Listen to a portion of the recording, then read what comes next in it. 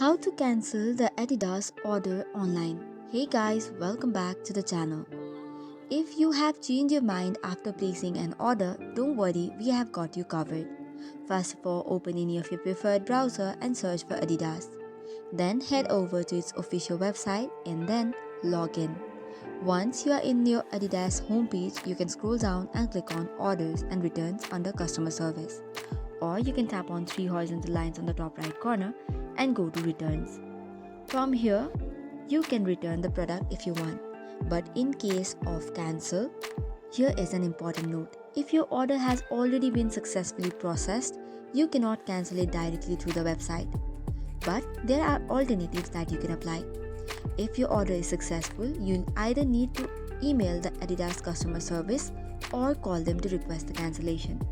For this, you can go to the Contact Us page and then you will see the customer service email address and the number as well.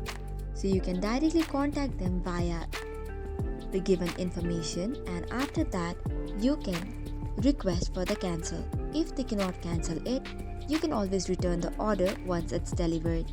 And that's all for today's video. For more such contents, do not forget to hit the like and subscribe button. Thank you and keep watching.